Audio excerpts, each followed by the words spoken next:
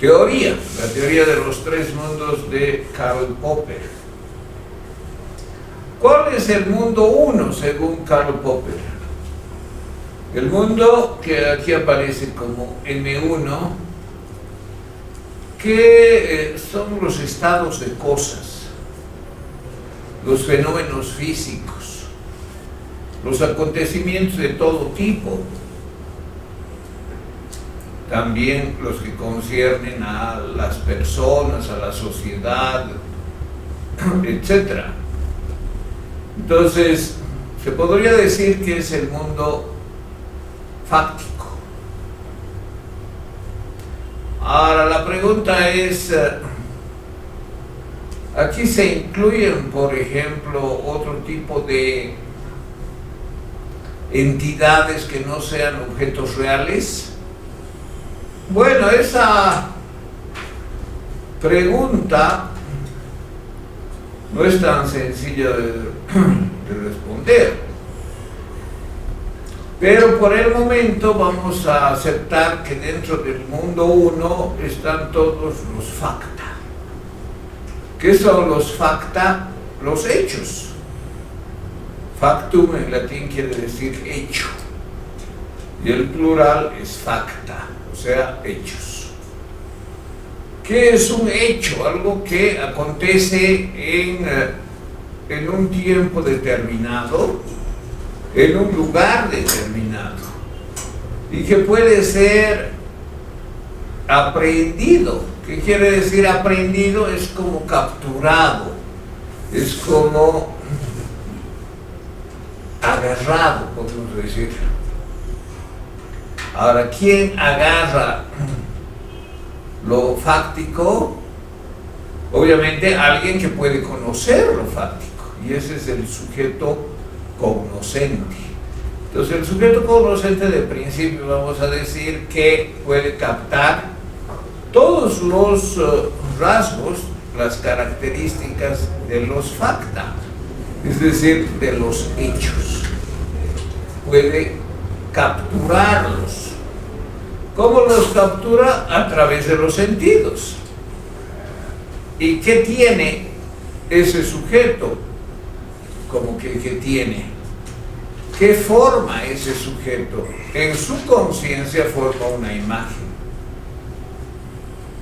Y esa imagen no es el objeto. Eso hay que tener mucha claridad, ¿no?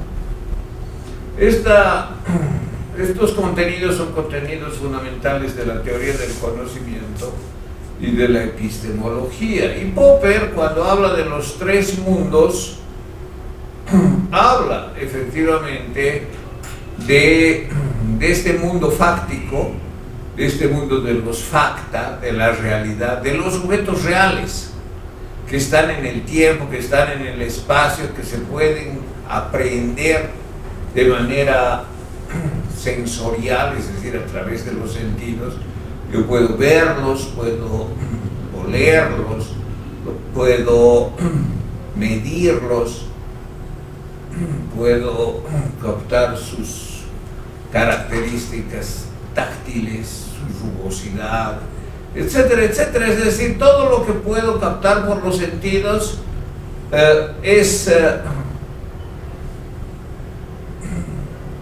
me da la pauta para construir la imagen del objeto en mi conciencia. Yo como sujeto construyo una imagen del objeto que está fuera de mí en mi conciencia. Bueno, como hemos visto, si hay correspondencia entre uno y otra, entre el objeto que estoy conociendo, el objeto que es conocido, y la imagen que formo de él en mi conciencia, podemos hablar de objetividad. La objetividad, entonces, desde el punto de vista epistemológico, es la correspondencia de la imagen que existe en mi conciencia como sujeto y que yo la construyo respecto del objeto que motiva la construcción de esa imagen. Hay un filósofo alemán que se llama Nikolai Hartmann, en un libro que se llama Metafísica del Conocimiento, que dice que el objeto es determinante, pero el sujeto es espontáneo. Ahora, ¿qué quiere decir que sea determinante? Si este objeto es, por decir algo, de color rojo, yo tengo que ver la imagen de color rojo. Porque si la veo de color verde o azul, la imagen, lo que yo veo es siempre la imagen. Pero como yo estoy tocando la mesa está fuera de mí. Todas son imágenes en mi conciencia, incluso la imagen táctil de esta mesa que la toco, siento su dureza, y si me golpeo la cabeza es posible que me descalabre. Entonces eso no pasa pues en mi mente, pasa en la realidad. Sí, es así, pero las imágenes siempre están en la conciencia. Y claro, incluso la imagen de dolor es de la conciencia. Bueno, entonces, si la imagen corresponde al objeto, el objeto es rojo, yo veo la imagen roja, digo que por lo menos en lo concerniente al color, yo tengo una imagen objetiva. ¿Qué quiere decir que sea una imagen objetiva? Que sus particularidades que están en mi conciencia corresponden al objeto real, fuera de mí. Es decir, los contenidos de la conciencia, así los llama Popper, el mundo 2. El mundo 2 son los contenidos de la conciencia. Corresponden con el mundo 1. ¿Qué quiere decir que el sujeto sea espontáneo? Quiere decir que el sujeto se mueve, por decir así, para buscar capturar, para poder capturar determinaciones del objeto. Entonces yo puedo usar algunos instrumentos, ¿no? Voy a observar esta hoja de un árbol en microscopio. Fíjense, la imagen que yo voy a tener de la hoja, que a simple vista tiene ciertas características, va a variar si yo la observo mediante un microscopio. Sí, pero esa espontaneidad, ¿cuál? La mía. ¿En qué consiste? Procurar un medio tecnológico, en este caso, para ver mejor, por decir así, o tener una imagen más detallada acerca, por ejemplo, de sus nervaduras, las nervaduras de la hoja, de la disposición de sus partes, etc.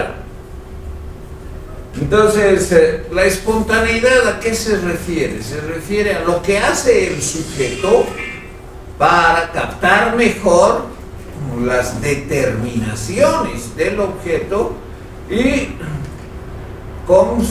configurar en su conciencia la imagen del objeto. Entonces, el objeto siempre ha de ser determinante. Claro, yo no voy a decir, ahora que veo en un microscopio voy a ver esta hoja como si fuese, no sé, digamos, una raíz. No, pues la estructura microscópica que se advierte de una raíz es muy diferente a la estructura, a las nervaduras, por ejemplo, de una hoja, que se captan, que se aprenden mediante un microscopio.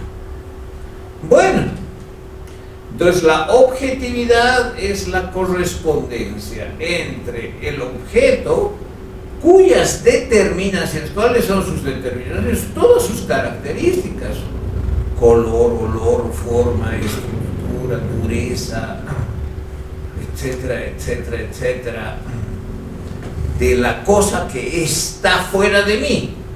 Esta cosa que está fuera de mí, que es esta mesa, tiene una determinada estructura, dureza, rigidez, componentes materiales, colores, formas, etcétera, etcétera, que yo puedo captar, que yo puedo aprender y que me permite construir la imagen. Hartman dice, el objeto es como si tirara sus determinaciones, es decir, las lanza a cualquier sujeto, y el sujeto es como alguien que captura las determinaciones. Yo voy a capturar la determinación del color, voy a capturar la determinación de la forma. Y claro, a veces las percepciones son diferentes, ¿no? ¿Por qué? Por deficiencias. Algunos son más perceptivos que otros, algunos usan instrumentos que les permite mejor captación de determinaciones, otros tienen enfermedades. El daltonismo, por ejemplo, es una enfermedad que hace que uno vea los colores que no corresponden, alterados. Y bueno, otros problemas serios, ¿no? Por ejemplo, la ceguera. Entonces, ¿qué percepción del mundo tiene un ciego, por ejemplo, de nacimiento? Es algo difícil de imaginar, ¿no? Pero claro, es muy diferente a la percepción del mundo que tiene alguien que siempre ha tenido, diríamos, una vista normal. Los que usamos lentes se sabe que tenemos deficiencias visuales. Y claro, no vemos tan bien como alguien que tiene el 100% de visión. No sé si ustedes conocen a alguien así, o conozco a alguien. Y claro, yo siempre pregunto, ¿qué dice allá? Y ser lejísimos puede ver, ¿no? Una maravilla. Entonces, fíjense que las percepciones no hay que creer que son las mismas, si son sujetos diferentes. Y a eso se suma el problema de Kuhn, que dice toda percepción está teóricamente cargada, que ya hemos visto. O sea, si yo soy una persona que nunca ha salido de su tribu y su tribu vive, no sé, en el Amazonas, en un lugar bastante inhóspito, voy a ver algunos fenómenos de una manera muy diferente a como va a ver un citadino. Por ejemplo, un rayo, o por ejemplo, un jaguar. Entonces, no vemos lo mismo, porque tenemos mundos de vida diferentes. Ese concepto mundos de vida es importante, ¿no? Es de Dilthey, Wilhelm Dilthey. Bueno, entonces si tenemos percepciones distintas de los mismos objetos, si tenemos diferentes capacidades perceptivas de los mismos objetos, y si también los intereses varían, cuando uno investiga algo, tiene un interés claro, saber qué es esto. Y puede ser que ese objeto a otro investigador no le interese. Entonces los intereses, la capacidad perceptiva, el mundo de vida, la tecnología empleada, la espontaneidad del sujeto influyen. Son factores que influyen para que la percepción, la imagen no sea la misma, aunque haya correspondencia con el objeto que está fuera. Bueno, este mundo 2, como he dicho, según la teoría de Popper, son los contenidos de la conciencia, las percepciones, las imágenes. Y finalmente tenemos el mundo 3, que Popper dice, es el mundo de la ciencia. ¿Cuál es el mundo de la ciencia? Que yo diga, por ejemplo, todo cisne es blanco. Ese es el mundo de la ciencia. ¿Qué significa eso? Que está lleno este mundo de proposiciones. Y por lo general proposiciones universales. Yo no estoy hablando de unos cuantos, estoy hablando de todos. pero también de relaciones causales, de regularidades, de fórmulas, por ejemplo, de la física o de la química. Entonces, el mundo de la ciencia, el mundo del conocimiento científico, está repleto de enunciados, de proposiciones. Ahora, si yo digo todos los cisnes son blancos, eso ha sido verdadero durante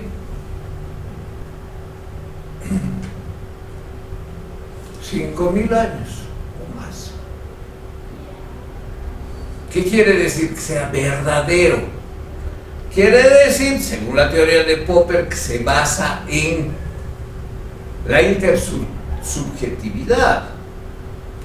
O sea, ya yo soy científico, físico, he descubierto esto. ¿Qué se va a hacer para determinar que lo que yo he descubierto es verdadero, es correcto, está bien? Y me tienen que dar el premio Nobel porque realmente es un gran descubrimiento. Otros, como yo, científicos, físicos, tienen que ir a sus laboratorios, tienen que hacer N cosas para tratar de demostrar que yo me he equivocado. Esa es la falsación, la teoría de la falsación de Popper. Entonces, cuanto más una teoría es sometida a intentos de falsación, es decir, mostrar casos en la realidad, objetos de la realidad, objetos, fíjense, en los que esos objetos muestren que lo que estoy diciendo no se cumple. Y si encuentro esos casos, que Popper los llama falsatorios, se ha demostrado que lo que yo digo es falso, o por lo menos es solo parcialmente verdadero. Ese es el famoso ejemplo de los cisnes negros, que hemos hablado. Antes del siglo XVII, a fines del XVI, un explorador holandés viajó por un enclave de Oceanía, cerca de Australia, y encontró un lugar muy cerrado donde había cisnes negros. Y claro, ¿qué significa eso? Ese es un hecho falsatorio. Hay una cosa que es un animal que tiene todas las características del cisne: forma, tamaño, reproducción, pelaje, es decir, sus plumas, su plumaje, etcétera, etcétera, como cualquier otro cisne de cualquier otra parte del mundo. No es una variedad, pero solo cambia el color. Entonces, la proposición científica hasta ese momento, todos los cisnes son blancos, resultó falsa. Esa es la falsación. Y ese es el modelo de falsación que se intenta en los laboratorios. En los laboratorios se busca que una proposición científica, por ejemplo, de una reacción química, no se cumpla según la proposición general establecida por un colega. Siempre es así. Tienen que ser otros, no uno mismo, los que intenten falsear el conocimiento científico. Y si lo logran, bueno, es una pena por el que creyó haber encontrado. Ahora, cuando todos los cisnes son blancos, es falso. También sería falso decir ningún cisne es blanco. Entonces hay que corregir. Habría que decir algunos cisnes son blancos. O decir todos los cisnes son blancos o negros. Entonces fíjense, ese es el desarrollo de la ciencia, con falsaciones que permiten reajustes, que permiten nuevos conocimientos de acuerdo a la falsación efectiva, es decir, de acuerdo a la realidad. de acuerdo al objeto, que no es solo uno, sino son muchos, son miles, son millones, y se reajusta el conocimiento. Entonces, el avance científico es gracias a la falsación. Y si yo intento y no puedo, me rindo, y otro, y así 100 colegas hemos intentado falsear esta tesis de tal colega nuestro y no hemos podido, ¿quiere decir que esa es la verdad definitiva? No. Quiere decir solamente que su grado de confirmación es mucho mayor que aquellas teorías que no han sido falseadas, ni siquiera ha habido intentos de falsación. Claro, si ha sido falseada ya no sirve, hay que reajustar el conocimiento, volver a algunos en ciertas condiciones, etcétera, etcétera. Entonces, ¿cuáles son las teorías científicas más sólidas, las que tienen mayor grado de corroboración o confirmación? Es decir, según Popper, las que han sido más veces, ha habido más veces en que varios colegas han intentado falsear la tesis que alguien propone como conocimiento nuevo. Entonces, definir la verdad como la correspondencia del discurso o del enunciado con la realidad, con el objeto real que está fuera, según la teoría de Popper, esta correspondencia entre el mundo 3 y el mundo 1 nunca es definitivo, nunca es la verdad definitiva, y eso está muy bien. ¿Por qué? Porque solo la metafísica, solo el dogmatismo establece esta es verdadera, esta es una proposición verdadera y va a ser siempre.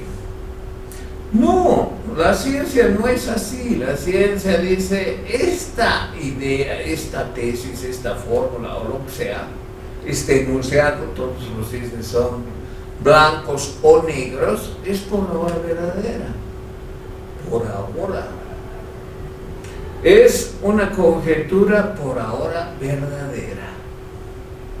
Y va a ser más verdadera en el sentido de que tenga mayor corroboración en la medida que más gente haya buscado falsearla. Bueno, entonces, como hemos visto que hay problemas para establecer la objetividad como algo absoluto, ¿cuáles problemas hemos visto? Por ejemplo, la capacidad perceptiva, por ejemplo, el interés del sujeto, por ejemplo, las condiciones en las que percibe al objeto y forma la imagen. Aquí también hay que tener un punto de vista, ¿no? Y desde la epistemología de Popper dice, jamás un discurso es absoluta e incontrovertiblemente verdadero. A lo sumo se puede hablar del grado de corroboración de un discurso como verdadero, porque muchas veces ha habido muchos intentos, muchas veces, de falsearlo, pero no se ha podido. Bueno, y si se lo falsea ya no tiene validez como ha sido formulado y tiene que cambiar, tiene que reajustarse. Sin embargo, pese a esas particularidades, podemos afirmar que la verdad es la correspondencia entre el enunciado y el objeto del que habla el enunciado. El objeto es de tal manera que el enunciado expresa como lo que es. O sea, el enunciado dice, este objeto es así, y en la realidad este objeto es así, por lo tanto es el enunciado verdadero. Solo se puede decir del enunciado, que no tiene sentido decir la realidad es verdadera, eso es un absurdo. La realidad es como es. Bueno, y la otra correspondencia es entre la imagen y el enunciado. Si la imagen es expresada en el enunciado tal cual la ve el sujeto, entonces decimos hay correspondencia entre la imagen y su verbalización, es decir, entre la imagen y el enunciado. Si yo soy daltónico y veo algo que es verde, lo veo rojo y digo esto es verde, no, pues yo tengo que decir es rojo porque lo estoy viendo rojo. No, es que soy daltónico y así estoy corriendo. Esa es otra cosa. Ese es un problema, ¿no? Un problema de captación de la imagen por una deficiencia sensorial. Pero bueno, ahí diríamos, como este señor es daltónico y se autocorrige, ve mal pero dice bien.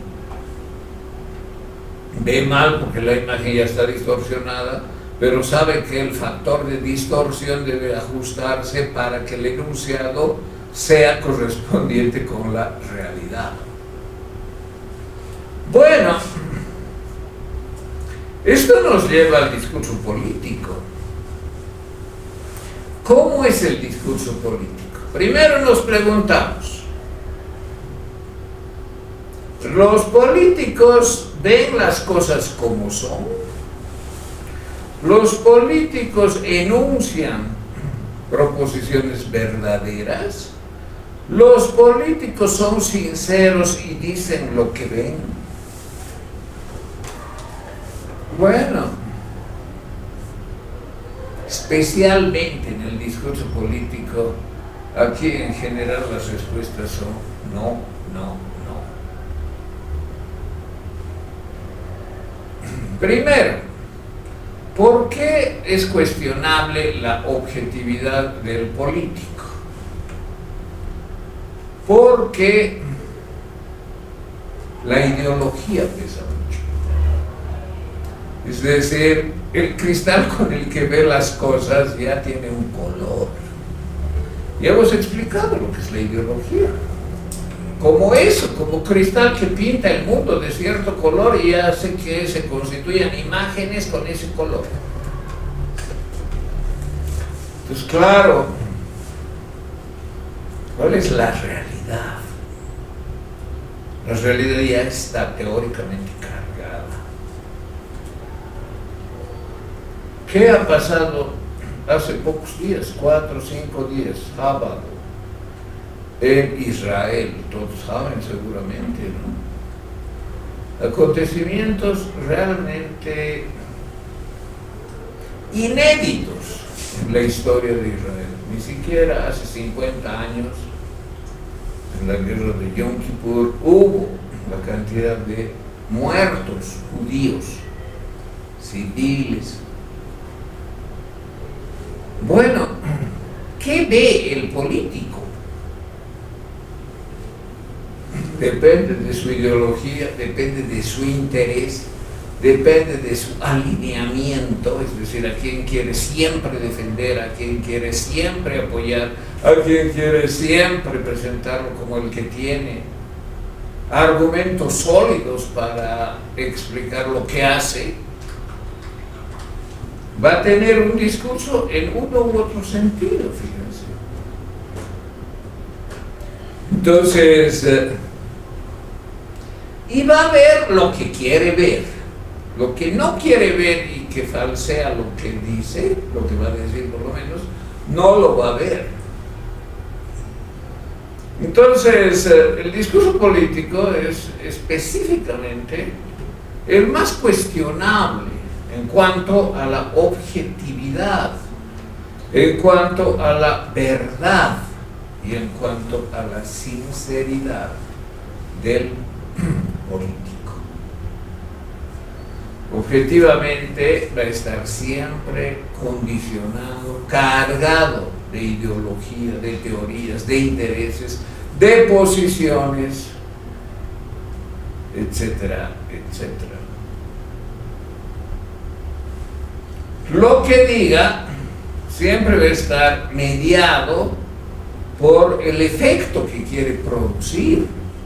No, yo tengo que defenderlos. ¿A quién? No importa, a unos o a otros. Pero tengo que hacerlo. ¿Por qué? Bueno, hay una serie de razones que pueden motivar esa asunción de posición. Entonces, la verdad no es algo absoluto, está siempre mediatizada por los intereses, por la ideología, por el propósito, por el contexto. ¿Qué van a decir los que defienden a Hamas dentro de un mes? ¿O dentro de un año? ¿O dentro de 10? ¿Qué van a decir los que defienden a la política del Estado de Israel dentro de un mes? ¿Dentro de un año? ¿Dentro de 10 años? ¿Va a ser lo mismo? Tal vez en alguna medida se parezca, pero el tiempo también es un factor constitutivo del discurso. Es decir, importa mucho cuándo se enuncia el discurso político, en qué momento, respecto de los hechos.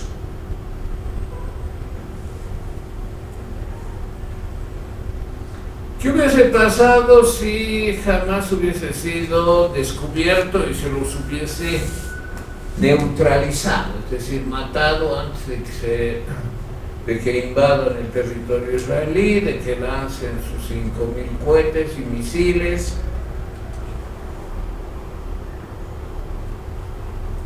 Tal vez Israel no hubiese tenido los argumentos para hacer lo que está haciendo ahora. Entonces hay que preguntarse eso, por ejemplo, ¿no? Entonces, ¿realmente es cierto que no sabía? ¿O quería que se produzca algo así para justificar lo que está pasando? Como imagen mundial de las barbaridades de decapitar bebés, matar con metralleta familias enteras en sus dormitorios. Entonces, claro, la situación se vuelve complicada. No es tan fácil. Y también las justificaciones van a variar con el tiempo, de acuerdo a lo que pase. Bueno, el discurso político, entonces, no es objetivo. Su verdad es extremadamente relativa. ¿Qué quiere decir? Que depende para quién es verdad. Esta proposición es verdadera para nosotros que defendemos a Hamas porque somos musulmanes, somos los hermanos musulmanes, no sé qué. Bueno, entonces la verdad no es para todos, depende del interés, la posición, la situación, el credo político que defiendo, que aquí credo es bastante apropiado, está relacionado con la religión. Y ya hemos visto ese tema. Y la verdad se hace cuestionable. Y la verdad siempre es aceptada por algunos, rechazada por otros, modificada por un tercer grupo. Y también podemos dudar de la sinceridad. ¿Cuánto sabía el Mossad realmente de que esto iba a pasar? Porque parece muy conveniente, ¿no? Sería una política de desear exterminar a los palestinos. Bueno, que se justifique esa política. Bien, entonces el discurso político es objetivo hasta por ahí. Siempre hay factores que distorsionan la objetividad. Es verdadero relativamente, es decir, de acuerdo para quien sea verdadero. Relativo quiere decir que no es universal, que no es absoluto, es siempre para alguien, para un grupo, para ciertas personas. y obviamente para otras no. Y eso, ¿qué muestra? Muestra que no es fácil el diálogo, ¿no? Porque si tú tienes tu verdad y yo la mía, y la voy a defender y tú la tuya, ¿cómo podemos entendernos? Ese es el problema de fondo, ¿no? No hay posibilidad de entendimiento mutuo, porque cada uno tiene a tal grado y sobre sus cabezas tan fuerte el contenido de sus propias ideologías y creencias religiosas que no hay posibilidad de diálogo. Y por otra parte, cuán sinceros son los políticos y cómo juegan, ¿no? Sí, Israel tiene todo el derecho de defenderse, pero está bombardeando civiles. Hay casi 200 niños palestinos muertos. ¿Qué dice usted? Sí, Israel tiene derecho a defenderse. Claro, ¿no entiende lo que estoy preguntando? No tiene respuesta. O alguno todavía peor puede decir, ¿no? Si sus mujeres son violadas, sus niños son decapitados, las familias son baleadas, tienes derecho a bombardear a quienes han votado para que jamás haga esto, porque los palestinos de Gaza han votado masivamente por Hamas, y Hamas no ha comenzado a ser así hace pocos días, ha sido así siempre, y ha prometido a su pueblo y a sus electores destruir el Estado de Israel. Entonces, bueno, la situación es más complicada de lo que parece. ¿Cuán sinceros son los políticos? ¿Cuánto saben realmente? ¿Cuánto fingen no saber? ¿Y cuánto distorsionan al decir respecto de lo que saben? Bueno, entonces el discurso político no se puede determinar con facilidad que sea verdadero o falso. Y por otra parte, podemos establecer también situaciones especiales, ¿no? Por ejemplo, el error. Cuando alguien realmente no puede ver las cosas como son. Y claro, cae una y otra vez en error. ¿Por qué? Porque no es capaz de formar imágenes que sean como la realidad. Aquí el problema es el criterio, ¿no? ¿Y cuál es la realidad? ¿La que dice él, la que dice el otro o lo que dice un tercero? Entonces, claro, el error se justifica como si no fuese error en esa imprecisión de conocer previamente la realidad. Pero si estamos hablando de conocer la realidad, ¿cómo voy a tener un conocimiento previo? ¿O cómo voy a saber que la imagen no corresponde con el objeto conocido si no es a través de percepciones? El criterio de la intersubjetividad es el más sólido, ¿no? A ver, veamos lo que dicen pares. ¿Estamos de acuerdo en ver esto que es A así? Sí. Esto que es B así, que decimos este B es B, como imagen B corresponde al objeto B, como imagen Z corresponde... Ya, ahora, ¿en qué hay diferencia? Esto que es el objeto X, yo lo veo como R y tú como S. A ver, ¿quién tiene razón? ¿Realmente esto es R o es S? Como lo estamos viendo, como lo estamos percibiendo. Bombardear Gaza.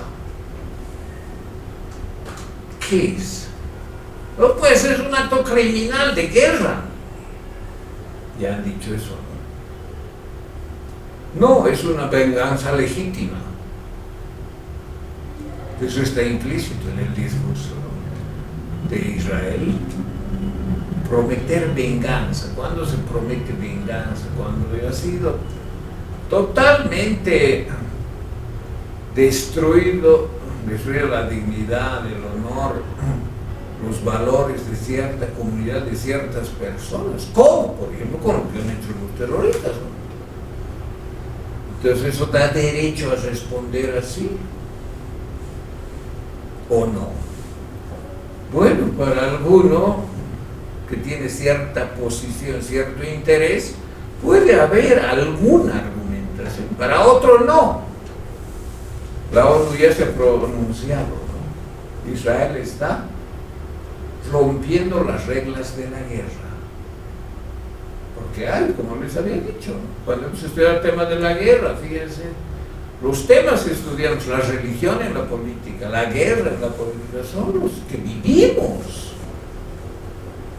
son los que el mundo está viviendo. Entonces, hay normas de la guerra, claro que hay, en la Convención de Ginebra ya hace tanto tiempo, más de medio siglo, ya estableció, pero no es solo eso, hay derechos por encima de lo que los contendientes puedan hacer. Por ejemplo, no bombardear escuelas con niños, hospitales con enfermos, eso está establecido. Pero usted lo hace, entonces está cometiendo un crimen de guerra, sí, pero lo que pasa es que debajo de ese hospital están las armas, están los escondites, porque claro, es parte de la guerra también manipular las reglas. Y claro, si están protegidos los hospitales y las escuelas, ¿dónde voy a poner mis baterías para disparar cohetes? Ahí detrás o ahí debajo. ¿Dónde voy a ocultar a mis líderes, los terroristas de más alto rango? Ahí atrás o ahí al lado, ¿no? Usar rehenes. Fíjense entonces que el error tampoco es absoluto, ¿no? O sea, es que yo lo veo así, y no me vas a cambiar, yo veo así. ¿Qué se puede hacer frente a una expresión de esta manera? Y sobre los temas políticos es así.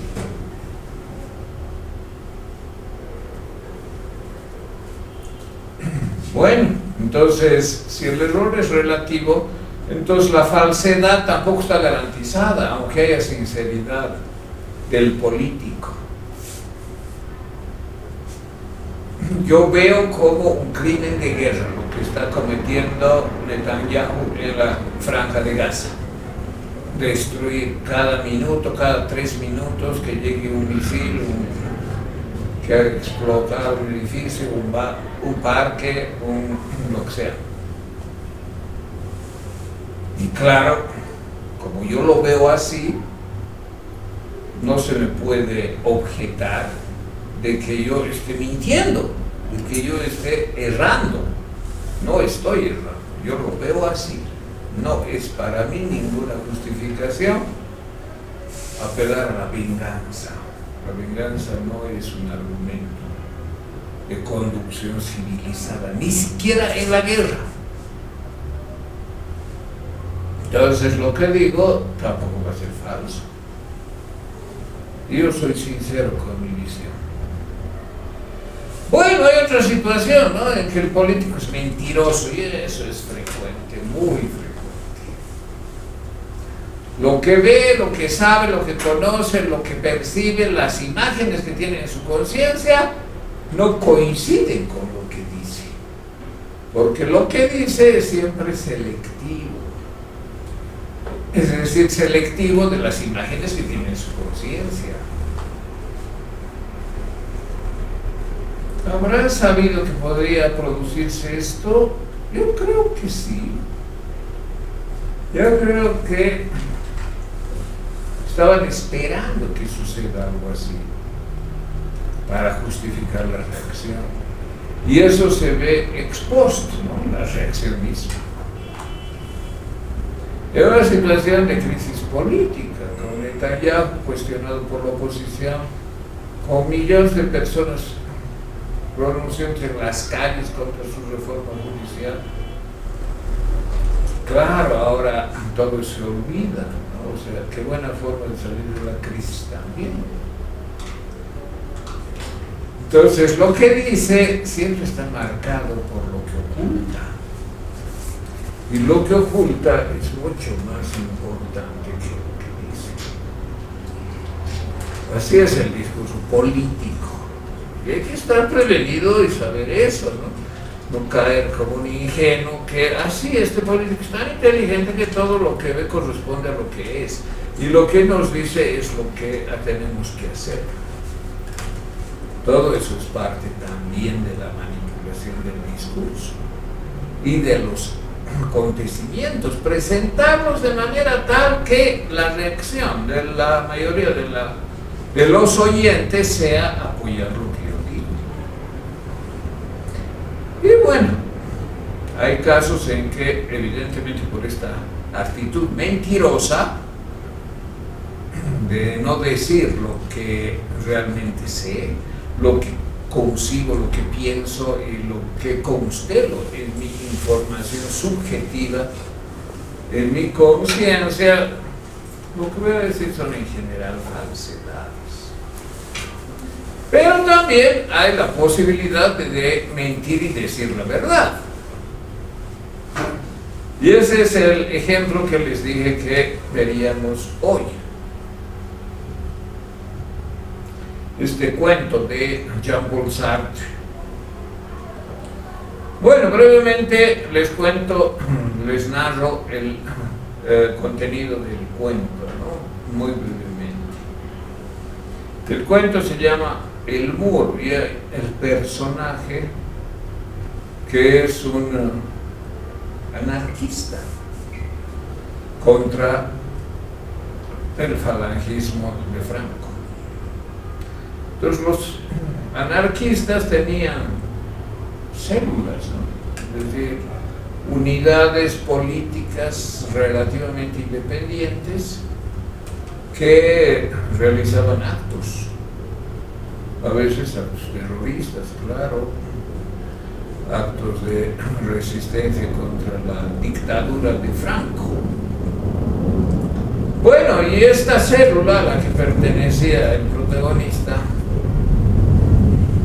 era perseguida por los órganos represivos de Franco. Entonces vivían en zozobra, ¿no? Y tenían ciertos protocolos. Uno de los protocolos era: ¿qué hacemos si uno de nosotros cae? Es decir, lo apresan. Bueno, al que caía lo apresaban, era pues objeto de tortura, de manipulación psicológica, de amedrentamiento, para que confiese dónde están sus compañeros. Y particularmente que confiese dónde está el jefe de esa célula. Entonces resulta que cae el protagonista, lo torturan y le dicen: ¿dónde está A, que es el jefe de la célula? Él no habla, lo siguen torturando, lo llevan al paredón para fusilarlo. Ya, finalmente debe morir, pero no disparan y era un simulacro de fusilamiento. El otro cree que iba a morir, no muere, sigue la tortura. Y dice finalmente: ya, voy a confesar dónde está el jefe, oculto.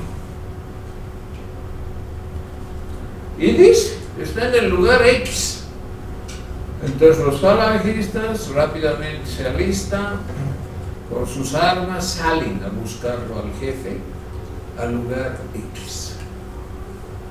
Él, el protagonista, sabía que si alguno de la célula caía, es decir, lo apresaba, el jefe se iba a ir al lugar Y. Y se inventa el lugar X. La casa del sepulturero del cementerio, algo así es. El lugar inventado por él. Bueno, después de unas horas retornan los falangistas y lo cambian de cárcel. Lo ponen en una cárcel más corriente, digamos, porque fue una cárcel especial de los presos políticos con tortura y demás. Y no lo torturan más. Permanece preso, pero sin tortura. Él se desorienta y dice, ¿qué ha pasado aquí? ¿Por qué no me matan? Yo me he burlado de estos imbéciles, les he dicho un lugar inventado por mí, han ido, vuelven y no me matan, no me fusilan. Bueno, pasa la noche, al día siguiente llega un nuevo preso de otra célula anarquista y le dice, se encuentra con él porque era una prisión un poco más con algunas facilidades, que podía conversar, etc. Que el jefe del protagonista, o sea, el que lo denunció, fue abatido esa noche en un lugar que nadie esperaba, donde lo habían encontrado los falangistas. Es el lugar que se había inventado y que casualmente el jefe había dicho, lo van a torturar, lo van a manipular psicológicamente y él al final va a ceder y va a decir que yo estoy en el lugar Y, que es donde él sabe que voy a ocultarme. Entonces, calculando que él no va a resistir a la tortura y los va a mandar al lugar Y, yo me voy al lugar X, que nadie sabe, que ni él sabe, que yo elijo al azar. Y resulta que cuando el protagonista dice el lugar X que se está inventando, dice la verdad. Y no lo matan por decir la verdad, por haber encontrado al jefe en el lugar X. Este es el ejemplo de mentir y decir la verdad en política. Es un cuento de Sartre que hace referencia precisamente a cómo es posible mentir y decir la verdad al mismo tiempo, además con consecuencias dramáticas. Lo que dice es verdadero, el jefe está en el lugar X, va, lo encuentran, lo matan en el lugar X, vuelven y a él lo cambian de cárcel, de prisión, pero miente, porque él cree que está en el lugar Y se inventa un lugar azarosamente que es el lugar X y que por casualidad es el lugar donde se fue. Ese es el cuento, el muro. Bien, ahora vamos a atender otros temas relacionados con la mentira política. ¿Cuáles son? Las falacias.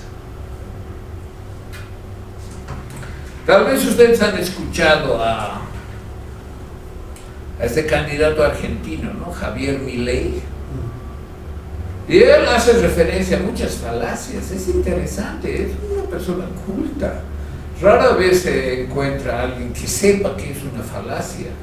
Y siendo candidato se nota que entiende qué son, pero además las aplica bien. Hay algunas muy conocidas, ¿no?, que es fácil darse cuenta. Por ejemplo, argumentum ad hominem, o que también se puede llamar falacia contra el hombre, o falacia ad hominem. Y eso él alguna vez hace referencia en sus discursos, ¿no?, cuando rechaza lo que le atacan.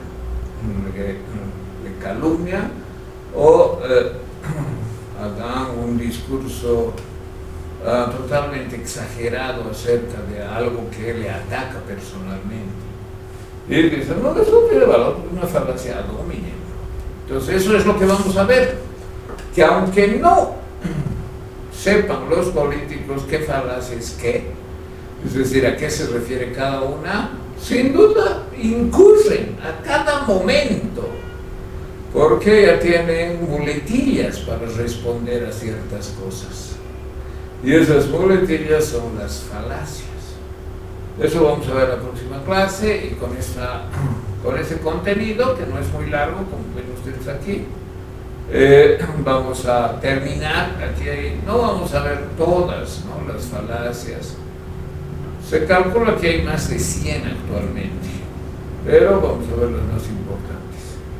Bueno, no sé si tienen alguna pregunta, algún comentario.